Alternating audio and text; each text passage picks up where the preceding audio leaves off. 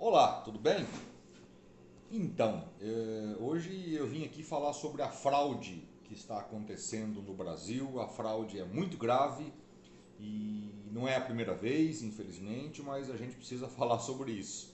Está tendo sim uma fraude nas eleições do Brasil desse ano e ela é muito grave. Ela é tão grave que se essa fraude der certo agora, a gente nunca mais vai se livrar dela nas eleições futuras. Ela vai se repetir.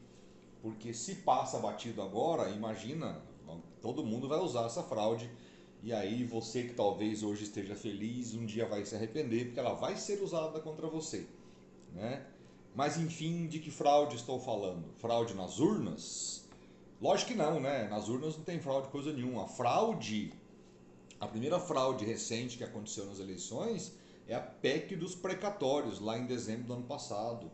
Né? As outras duas é as fraudes agora do mês de junho, né? As votações lá relâmpagos feitas pelo Arthur Lira, a PEC dos combustíveis e a PEC dos benefícios. Todas essas PECs são ilegais. A dos precatórios, que é a do ano passado, é uma pedalada. É uma pedalada gigantesca, muitas vezes maior do que aquela pedalada que derrubou a Dilma. Mas muitas vezes maior, que são bilhões de reais para abrir espaço no orçamento desse ano, para dar alguns benefícios para a população, para tentar ganhar as eleições.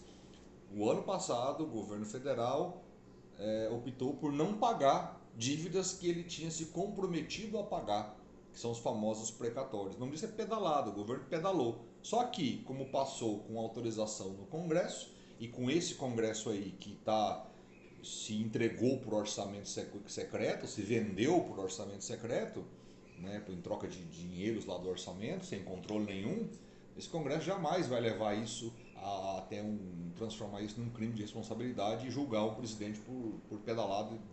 Mas é uma pedalada gigantesca. É ilegal, portanto. Essa eleição desse ano está sob o signo, a marca da fraude. Né? Fraude eleitoral, arrancar dinheiro do orçamento para distribuir em vários assuntos aí. O dinheiro é ruim quando chega nas pessoas. Não, se chegar de verdade, primeiro é isso, né? Tem que chegar, nem sempre chega. Às vezes só sai. Mas é bom, mas a legalidade precisa ser mantida. O Brasil já é um país acostumado a não levar muito a sério as suas instituições, as suas leis. E aí a gente está legalizando agora a quebra da legalidade por meio de PECs ilegais. A PEC é ilegal. Mas por que então que o Supremo Tribunal Federal não decretou a ilegalidade, a inconstitucionalidade e não acabou? Imagina só, sem fazer nada disso, deixando o presidente fazer o que ele quer, o presidente já não abandona eles, diz que eles têm que fechar, que tem que prender ministro do Supremo. Teve um deputado lá, aquele Daniel Silveira, disse que tinha que bater em ministro do Supremo, espancar, não sei o quê. Não é muito fácil você achar quem queira dar tiro, matar, jogar bomba, sei lá, no STF. Imagina se o STF proíbe essa PEC. Não proibiu, o STF deixou acontecer, deixou o Bolsonaro descumprir a legislação. E isso ainda, beleza, ainda pelo menos ainda foi ano passado, não era o ano da eleição, os resultados econômicos foram esse ano, PEC dos precatórios. Se eu não me engano, abriu um espaço de 40 bilhões no orçamento para criar, por exemplo, o Auxílio Brasil na época de R$ 400. Ele transformou o Bolsa Família de R$ 180 para Auxílio Brasil R$ 400 com esse espaço no orçamento criado pela PEC dos precatórios. Deixou de pagar dívidas que o Estado brasileiro devia aos cidadãos para custear programas com fins eleitorais. Beleza, o Supremo deixou, bom deixar isso claro. E esse ano, em junho, a gasolina estava lá batendo em R$ 8, o óleo diesel também. Vamos fazer alguma coisa para baixar o preço dos combustíveis. Como? Vamos romper o pacto federativo. Oh, que ideia! Vamos tirar o dinheiro de quem? Do governo federal? Não. Vamos arrancar dinheiro dos estados. Ele veio com uma desculpinha lá que baixou o IOF, baixou o PIS e o COFINS, que são impostos federais nos combustíveis, né? Mas isso dá 2, 3%. O grosso mesmo da queda no preço dos combustíveis veio dos estados, veio do ICMS, que eu sei, é um imposto muito alto, é verdade, mas não é que é alto o ano passado, esse ano, não, ele é alto desde sempre, né? Ele é um imposto muito alto mesmo, torna os nossos combustíveis muito caros. Aqui no Mato Grosso do Sul acho que era 29%, se não for é por aí, e baixou para 17% em todo o Brasil. Ele arrancou bilhões e bilhões de reais dos estados brasileiros. De que estados? De todos os 27. Das 27 unidades da federação, 26 estados e o Distrito Federal. Por quê? Queria baixar o preço dos combustíveis na marra. E baixou mesmo. Baixou. Né? É ilegal? É ilegal por quê? Porque é ano eleitoral. Você não pode criar esse tipo de benefício em ano eleitoral. É claramente eleitoreiro. É ilegal, a lei eleitoral proíbe, devia dar cassação de candidatura. Vai acontecer? Lógico que não, porque diferente do que eles ficam falando, os juízes do STF e o TSE pertencem, né, ao Judiciário Federal, não vão partir para cima da candidatura dele.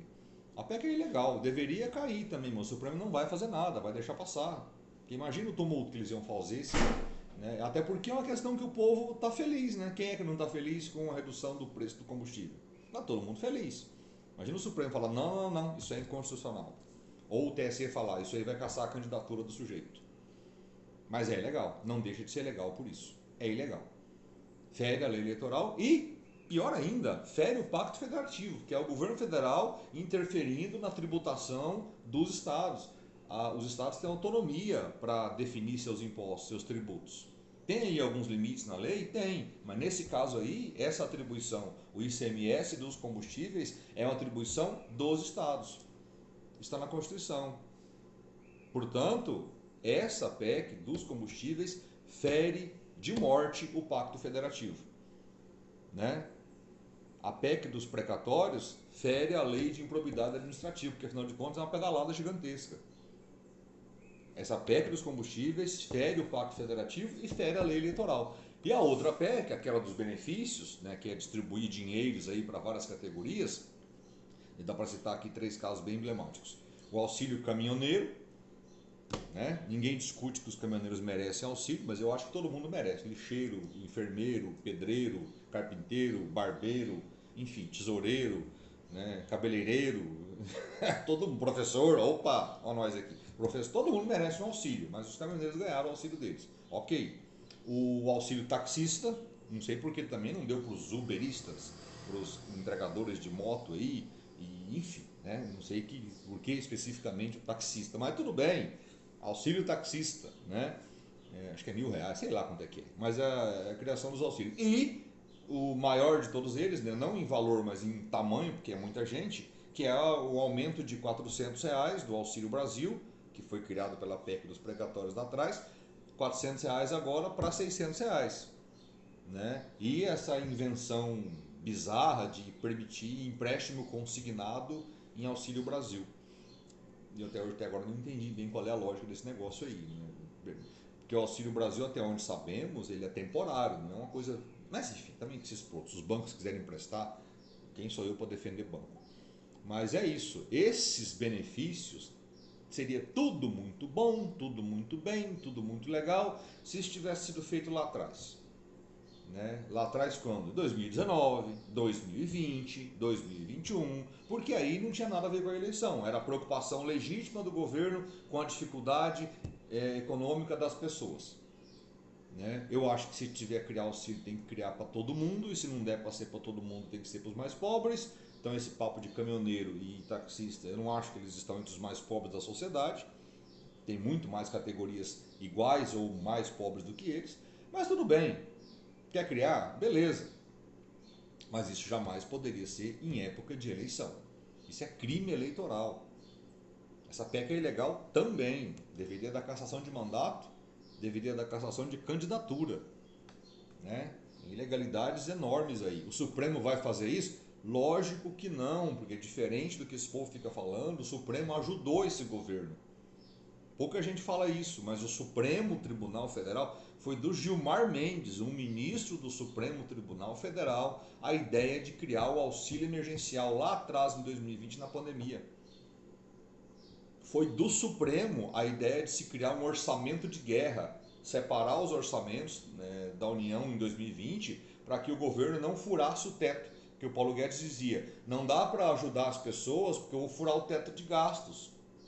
Aí o Supremo teve a ideia, peraí, é uma pandemia, vamos separar os orçamentos. Mantém-se o orçamento normal, sem furar o teto, para não dar problema aí de impeachment, essas coisas, e vamos criar um orçamento paralelo, um orçamento de guerra, só para a pandemia. Essa ideia foi do Gilmar Mendes, junto com o Rodrigo Maia, que era o presidente da Câmara na época, que também era demonizado por esse povo. Batendo duro no Rodrigo Maia e o Rodrigo Maia ajudando o governo, como ajudou em 2019 na reforma da Previdência. Gilmar Mendes teve essa ideia, um ministro do Supremo. Tem um monte de ilegalidade nesse rolo todo, mas o Supremo jamais interferiu porque entendia que era melhor assim, que a população ia ganhar alguma coisa, ia ter algum benefício. Então o Supremo fez vista grossa em vários momentos. Né? É uma presepada essa perseguição que esse pessoal tem no Supremo. O Supremo não fez nada contra esse governo. Tentam segurar os malucos, as loucuras de certos bolsonaristas, tipo Daniel Silveira, que queria bater em ministro Supremo, né? Ou em gente que ficava pregando golpe de Estado, intervenção militar, como se isso não fosse ilegal. Isso é ilegal, isso é crime. Pregar contra o Estado democrático de direito é crime. Crime. O Supremo está certo de perseguir esse tipo de gente. Qualquer um. Né? Sair pregando golpe de Estado é crime. Intervenção militar é crime. Mentir sobre urnas eletrônicas, que é um dos fundamentos da democracia, o processo eleitoral, é crime. Né? Ah, mas não pode criticar as urnas? Criticar as urnas, sim. Mas afirmar que há uma fraude nas urnas é crime, a não ser que você prove. E ele não tem provas, nunca teve. Né? Então, fraude de verdade, meus amigos e minhas amigas, é isso. São essas PECs. 3 PECs que interferiram decisivamente na eleição. E ainda assim, olha que coisa, não deu. Por muito pouco não perdeu no primeiro turno. Bolsonaro pode ganhar a eleição? Olha, poder pode, porque afinal de contas estamos falando de eleição. Mas as chances são muito pequenas. O que ele vai ter que fazer agora é algo que nunca foi feito. Primeiro, nunca um presidente, um candidato a presidente, perdeu a eleição tendo ganhado o primeiro turno. Lula ganhou o primeiro turno. Não foi eleito, mas ficou pertinho ali, mas ganhou. Uma diferença de 6 milhões de votos, 57 a 51 milhões. Então isso nunca virou. Mas se for o caso agora vai ser a primeira vez. Mas tudo bem. Bolsonaro tem muita coisa inédita nele, né? Um homem despreparado, sem nenhum tipo de discurso organizado, sem uma fala que faça sentido, sem nenhum plano de governo, ganhou as eleições de 2018 e está aí com 51 milhões de votos. Sem nada a dizer para ninguém, a não ser um bando de frase feita que não quer dizer nada, não significam nada. Né? Ah, sou a favor da liberdade. Irrelevante, meu amigo, está na Constituição que nós somos livres. Não é porque você quer ou deixa de querer. Está na Constituição. Ser contra a liberdade é crime. Tá louco? Né? Esse papo aí não sei como é que se convence as pessoas, mas tudo bem. Vai dar para ganhar as eleições? Mesmo com essas PECs, mesmo com esse monte de dinheiro, auxílios, achar que pobre é idiota, que não percebe que isso é tudo eleitoreiro. Né? O pobre brasileiro é muito acostumado já com esse tipo de coisa, com esse tipo de lorota. E outra, qualquer pobre brasileiro olha pro Lula e fala: Lula vai cortar o Auxílio Brasil. Será que o povo pobre acredita nisso? Não, ele não criou, porque já existia lá no governo FHC, mas ele transformou o programa numa coisa gigantesca. A quantidade de programas sociais criados durante os governos do Lula e da Dilma, pô, a população não esquece, o Nordeste não esquece disso. Foi a primeira vez que alguém olhou para eles e de verdade a vida deles melhorou do nordestino. Aí o pessoal daqui, por exemplo, não entende, o nordestino não sei o que, não deixou de ser pobre. A maioria deles não deixou de ser pobre, mas foi um período em que eles pela primeira vez, nos 500 e cacetada lá de anos que o Brasil tem, um governo olhou para eles. Um governo foi lá e priorizou. Tinha que fazer casa popular, faz muito mais lá no Nordeste. Tinha que fazer obras de infraestrutura, vamos priorizar o Nordeste. Tinha que fazer escola, vamos priorizar o Nordeste. Foi isso que aconteceu no governo Lula. O povo lá não é idiota, ele sabe exatamente como é que eles foram tratados por todos os últimos governos. Collor, Fernando Henrique, Lula, Dilma, Temer e agora Bolsonaro. E eles votam no Lula porque lembram de um período em que eles foram priorizados, foram beneficiados. Aí tem gente que não entende, né? Mas enfim, é só gratidão É nada mais do que isso. O que o povo do Nordeste tem pelos petistas, pelo Lula em especial. Mas voltando à eleição, dá para virar? Ó, fiz uma conta simplesinha aqui, ó. Conta, gente. Peguei uma canetinha aqui, fiz uma continha. É assim, ó. Lula teve 57 milhões e alguma coisa. Vou arredondar, né? 48,43. Falta menos de 2%. Falta 1,57% de votos. Em votos, dá 1.856.235 votos. É isso que falta para o Lula ganhar. 1.856.000.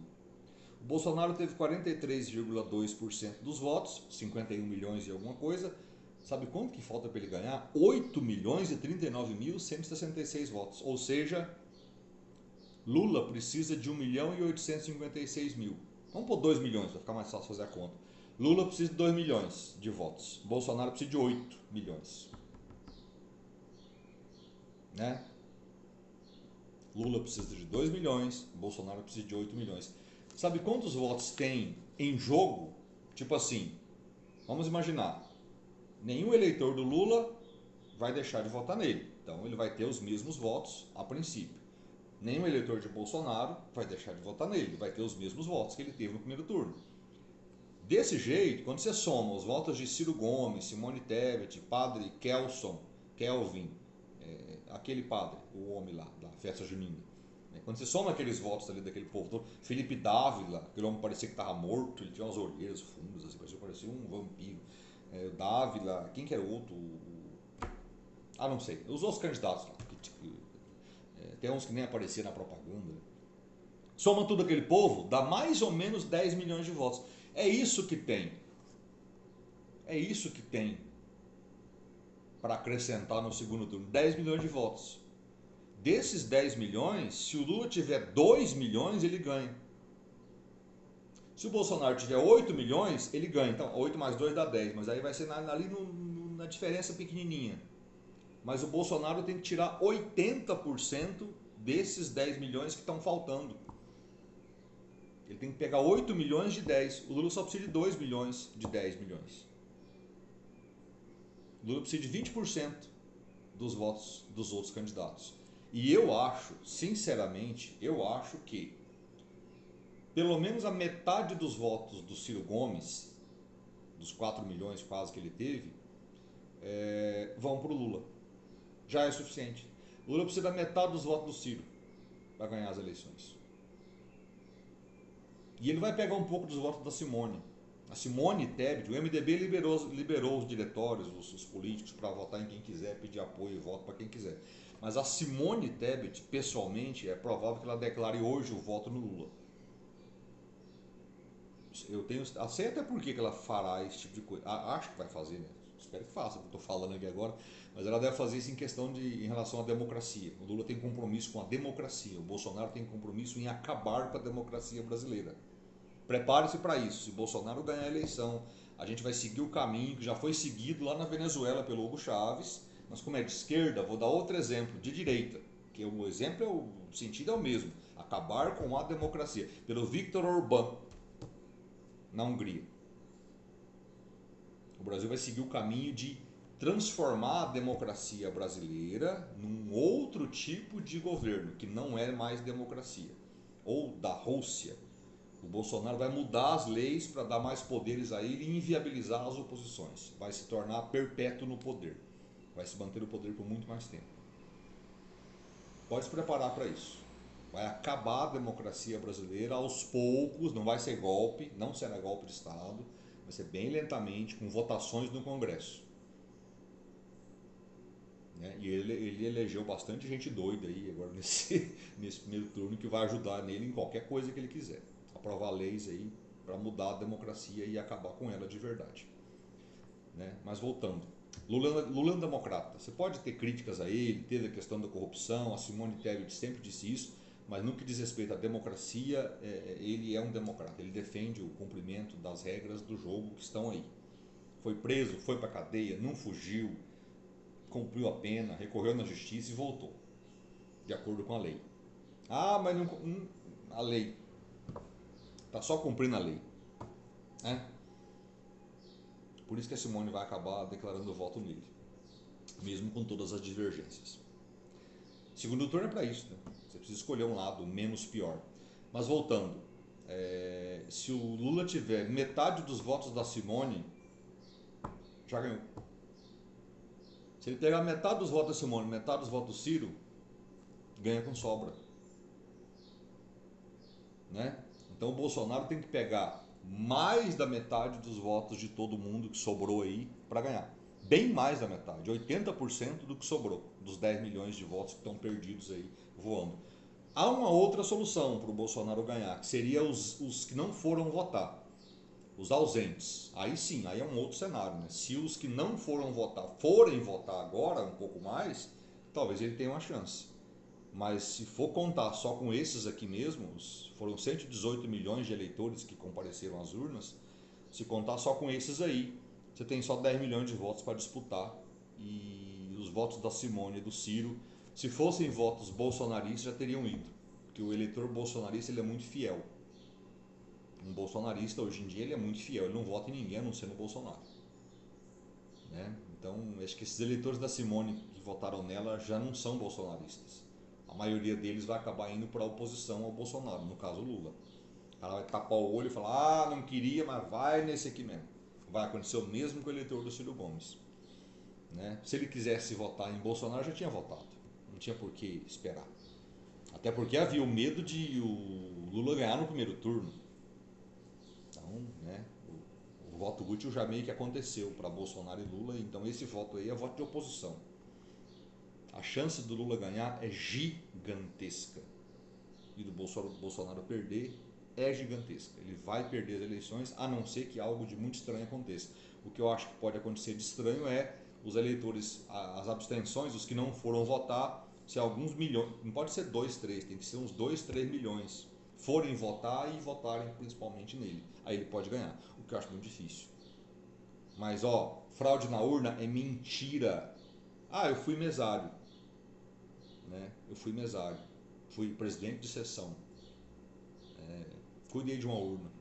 Aqui no Mato Grosso do Sul a gente leva a urna para casa, né? Leva a urna uns dias antes, depois devolve no dia da eleição, depois da votação. Não há fraude nas urnas, para de bobagem. Isso é mentira, não há nenhuma evidência. Nada, a não ser maluquice de rede social e grupo de WhatsApp. Beleza? E agora as campanhas estão aí brigando, começou o negócio de diabo, maçonaria, demônio, sei lá o que. Eu acho que o demônio tem mais o que fazer, sinceramente, gente. Deus também, tá? Deus não fica se metendo nas eleições brasileiras, porque, como Cristo disse, meu reino não é desse mundo. Jesus não se mete nas eleições do Brasil. Para de enganar as pessoas com esse papinho. Quem que cai nessas conversas? Ah, muita gente acredita. Pois é, mas em geral é porque é enganado por pastores, por padres ou por pessoas influentes que ficam com esse papinho de que Jesus está preocupado com as eleições do Brasil. Não está. Não foi para isso que eles nos colocaram aqui, que Deus criou o mundo e nos colocou aqui, né? Meu reino não é desse mundo, né? O diabo também não quer saber disso. O diabo quer a sua alma, mas não tem a ver com as eleições. As eleições é coisa nossa, da gente aqui e pronto. Beleza? Mas é isso. Tem fraude sim, né? A PEC dos precatórios, a PEC dos combustíveis e a PEC dos benefícios são 3 fraudes eleitorais cometidas por Jair Bolsonaro que o Supremo não vai julgar, porque o Supremo não quer tocar fogo no país. Porque imagina se o Supremo proíbe uma dessas PECs, que eles iam acusar, o Supremo, não sei o que, talvez haveria tumulto, morte, enfim, né? Coisa que não precisamos disso. Lula vai ganhar, queira você ou não. Lula vai ganhar.